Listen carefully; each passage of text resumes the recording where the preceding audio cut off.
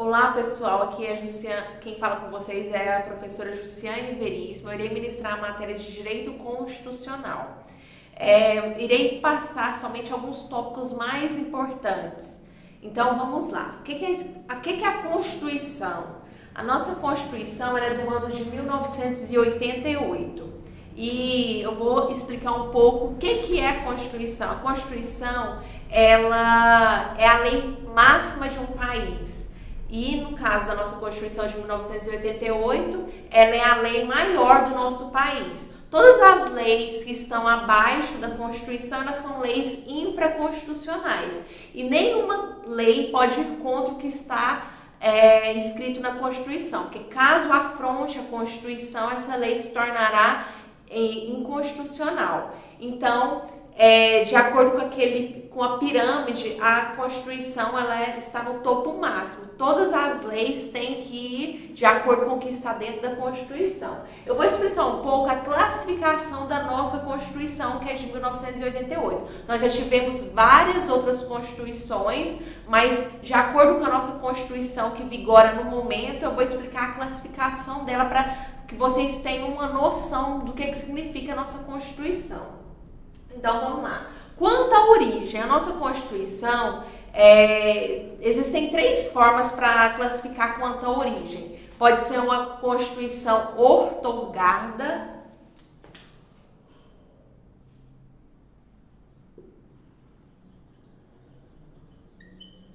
que é aquela que é imposta, ou seja, ela não é discutida. E temos também de acordo com a origem, temos também uma Constituição que é promulgada.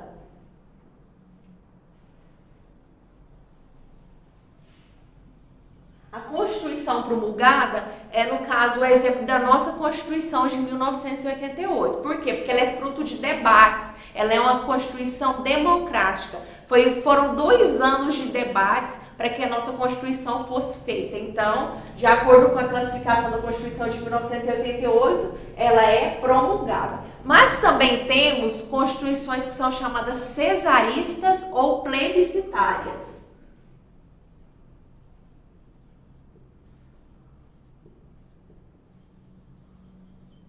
Essas constituições que são cesaristas ou plebiscitárias são aquelas que têm que consultar o povo através de um referendo. O ato normativo já vai estar pronto e vão consultar o povo somente para confirmar esse ato normativo. A classificação de acordo com a alterabilidade e a mutabilidade se dá, a primeira seria rígida. Rígida é o quê? Quando o processo para mudança do texto constitucional é mais dificultoso do que o das leis ordinárias. Vamos supor, uma mudança no Código Penal é bem mais fácil de ser realizada do que no caso na nossa Constituição. Então, para a maioria dos autores, doutrinadores, a nossa Constituição ela é rígida. Temos também a classificação flexível. Quando uma Constituição ela é flexível, significa que a mudança do texto constitucional é bem mais fácil, ou seja, utiliza como se fosse mudar uma lei normal, uma lei ordinária. Um exemplo, como se fosse uma lei, um Código Penal. Então, usa o mesmo parâmetro. Temos também a semiflexível ou semirrígida, que no caso, metade da Constituição, ela utiliza um processo mais dificultoso para a mudança das leis e uma outra parte da Constituição utiliza, no caso, como se fosse para mudar, mais fácil. Então, usa o parâmetro de mudança das leis ordinárias. E por último, nós temos a Constituição, de acordo com a alteração, a superrígida. Também, alguns doutrinadores consideram a nossa Constituição de 1988 como super rígida. Não é maioria, mas muitos doutrinadores consideram por quê? Porque uma parte da nossa Constituição tem lá as cláusulas pétreas. Está no artigo 60, parágrafo 4º da nossa Constituição. Lá fala das cláusulas pétreas e, devido a isso, a mudança do texto constitucional, além de ser já dificultoso, tem essa parte que não pode mudar de jeito nenhum. Por isso são consideradas cláusulas pétreas, ou seja, não pode fazer nenhuma mudança contra as cláusulas pétreas. Não pode abolir o que está ali, pode acrescentar. Então, se vocês tiverem curiosidade de saber o que são as cláusulas pétreas, está no artigo 60, parágrafo 4º. De acordo com a forma, a nossa Constituição, as Constituições, elas podem ser escritas,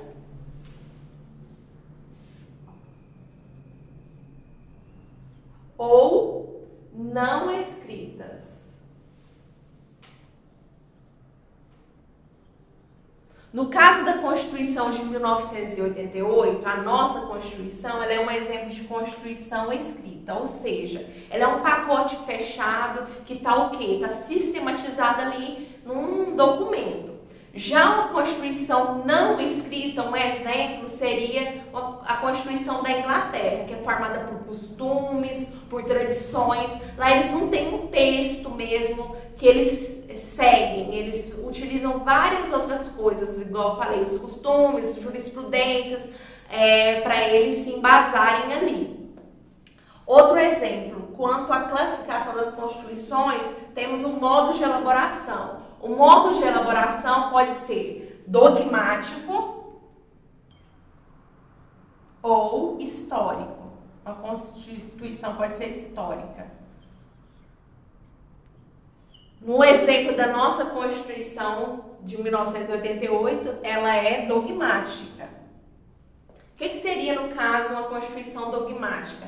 É aquela, por ela ser escrita, ela, no caso, ela foi editada num certo momento, então utilizou os dogmas daquele momento ali. Então ela é considerada até momentânea, porque o pensamento da pessoa, do legislador, com o passar dos anos ele pode ir mudando. Então, por isso que existem as emendas constitucionais, porque o legislador muda de pensamento, a sociedade muda de pensamento, por isso que muitas vezes tem que fazer essas alterações na Constituição.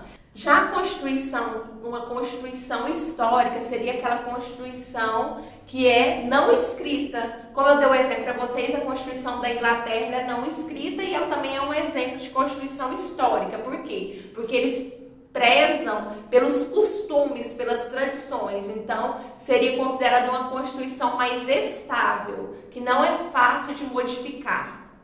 Quanto ao conteúdo, a classificação da nossa Constituição ou das Constituições podem ser formal,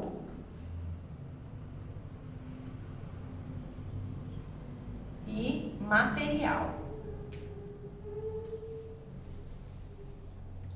Mas a nossa Constituição de 1988, ela é formal. Quando a Constituição ela é formal, ela leva em conta o quê? Tudo que está dentro ali da Constituição é considerado constitucional. Se tiver alguma coisa, alguma norma que seja constitucional, que está em outra lei, ela não vai ter a mesma força do que quando está dentro da Constituição. Agora já, quando uma Constituição ela é material, de acordo com o conteúdo, leva em conta que tudo que for constitucional, tanto que está dentro da Constituição quanto que está fora em outras leis, vai ser considerado constitucional. E, no caso da nossa Constituição, seria constitucional somente o que está dentro ali da Constituição. Agora, já quanto à extensão. Quanto à extensão, as Constituições elas podem ser classificadas como analíticas.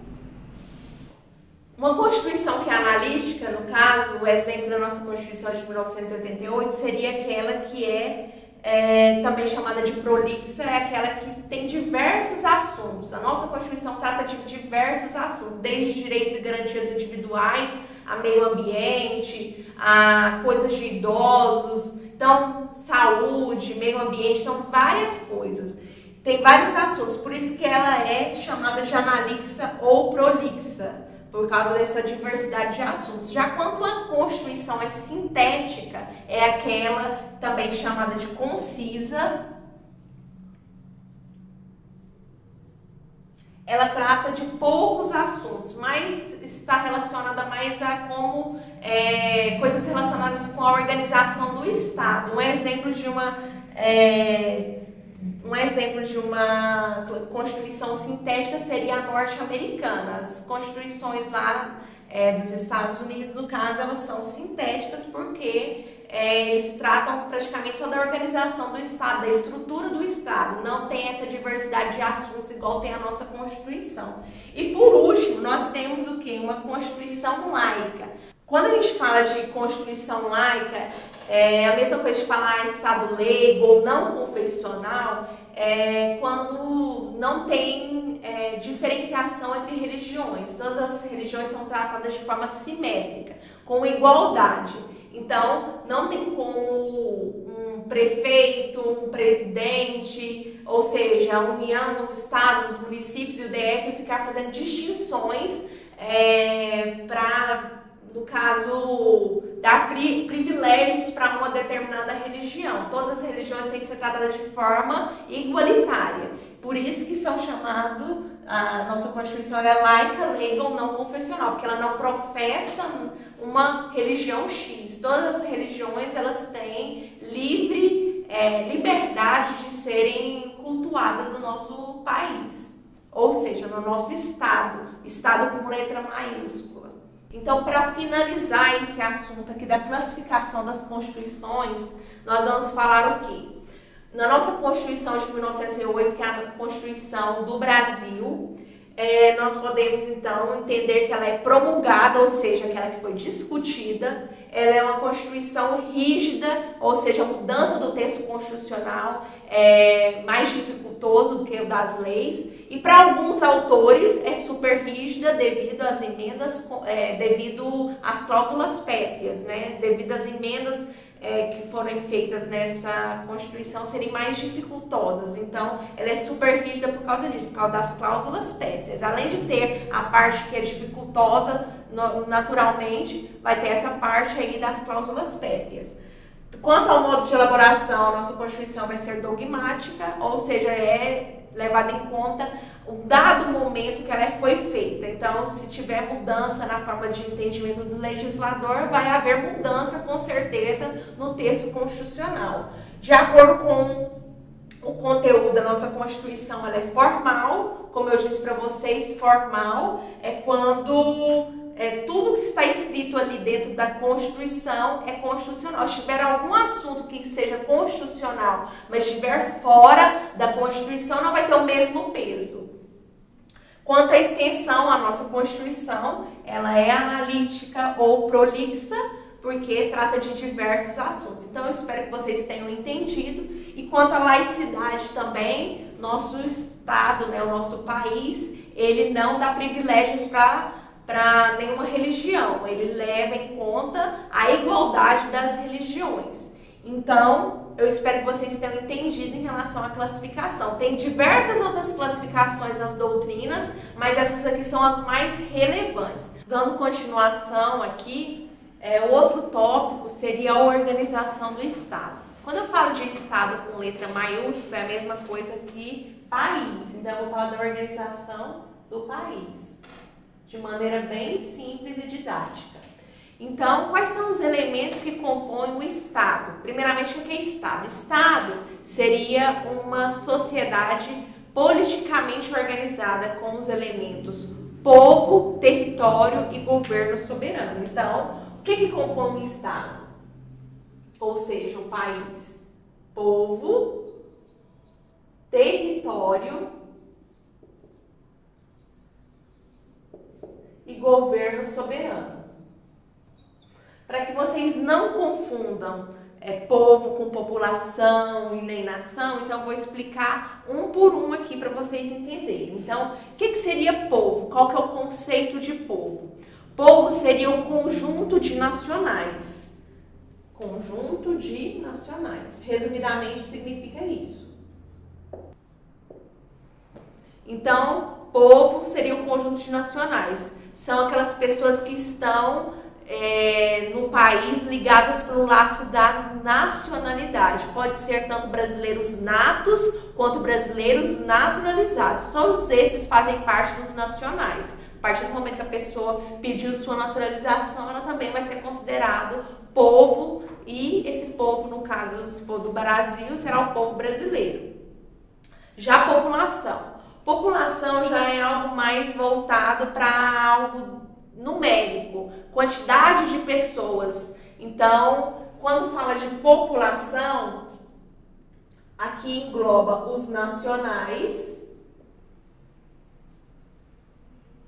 e também os estrangeiros, porque é algo numérico. Então, muitas vezes, a gente sabe que nem todo mundo que está aqui no Brasil, que é de outra nacionalidade, ela pediu a sua naturalização. Então, essas pessoas que não têm naturalização, elas são consideradas estrangeiros. E os estrangeiros fazem parte da população brasileira. Quando vai passar o censo na casa deles, eles vão contabilizar fazendo parte da população brasileira. E temos também o conceito de nação. O que é nação? Nação já seria algo que as pessoas são ligadas por costumes, tradições. Então, aqui no conceito de nação, só entra, no caso, os nacionais.